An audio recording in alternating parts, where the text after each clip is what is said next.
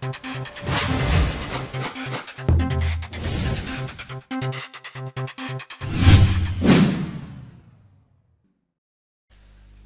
guys, it is TekGeekHD here again with another video, and today I have my roundup for the iPad 3 announcement.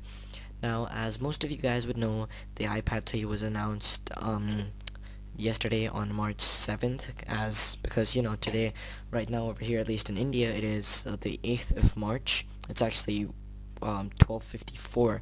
I have been up with a friend of mine who works on our website, and I'll get to that in a second. And we have been posting a whole bunch of these articles about the new iPad 3 live as the event was going on in the US all the way across the world from here. Basically, I just wanted to tell you guys a little bit about our website as well as the iPad 3. So obviously the iPad 3 is the main topic of discussion. It is the tablet of the hour, so to speak. And so let's start off with that. So the iPad 3 announcement just ended. It was about an hour long, and Tim Cook took the stage. And I'm just going to read out a little bit here from our post that I made a little while back, about 15 minutes ago. The iPad announcement was not a really big one because the iPad 3 hasn't changed much, and like the iPod Touch, it's actually lost the number right at the end. They actually didn't call it the iPad 3, they just called it the new iPad. So I'm just gonna dub it the iPad 3. So a couple of the new notable features include the new quad-core A5X processor. Now this is a really new powerful processor, and it's pretty much going to be used to power a whole bunch of the new stuff on the new iPad, including the new Retina display. Now the Retina display is not the same exact display as on the iPod Touch 4th generation and the iPhone 4 and 4S and stuff, because that was a 326 pixel per inch display. This one, on the other hand, is a 264, but that is very rarely noticeable to the eye because you generally hold a phone or an iPod closer to your face than you would a tablet such as the iPad.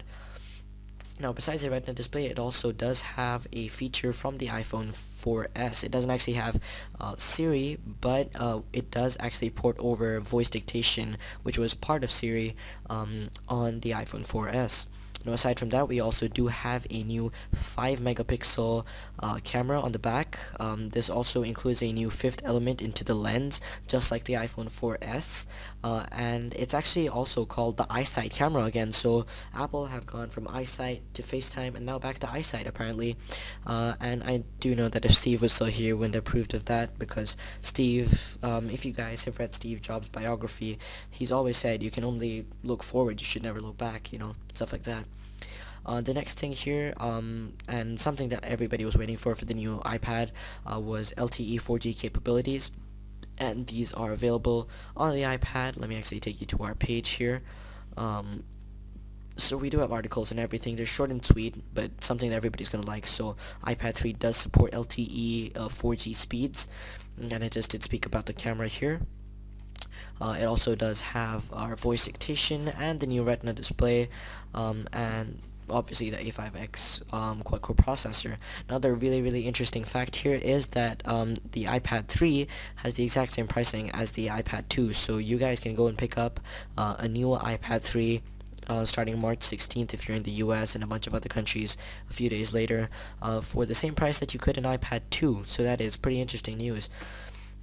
So besides from that, it also does, after all of that, all the new features, it actually still maintains its wall-punching 10-hour battery life. Now this is really amazing for a device this powerful, and I really think that the 10-hour battery life that I have personally enjoyed using on my iPad 2 is something I'd really like to see in a new iPad, and I didn't want them to bring it down a bit, and they have managed to keep it at the same 10 hours, and I completely appreciate what Apple's done with that.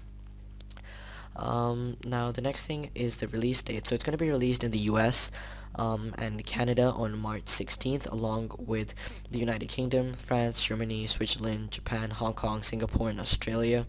Now we also do have a bunch more countries here to be released on March 23rd, but you guys can follow up in our article, in our Rumor Roundup article that we posted a little while back, the link to which is going to be in the description down below.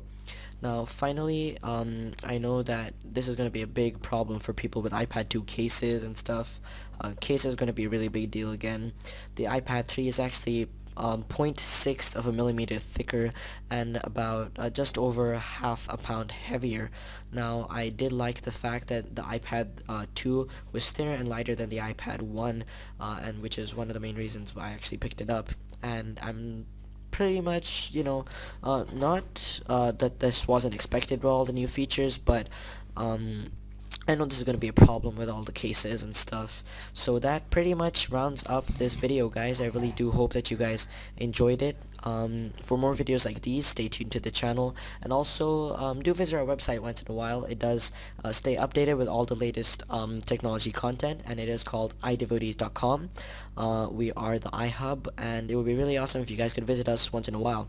I will also have a link to our official YouTube page down in the description below. We haven't actually uploaded any videos yet, but we're going to start soon, so to stay pre-informed and stuff, everything's in the description below. So again, guys, thank you very much for checking out this video. I really do hope you enjoyed it, and if you'd like to stay updated with all my latest content, do remember to hit the little subscribe button right above on top of this video. So again, guys, this is TekGeekHD, and I'll see you guys in the next video. Peace.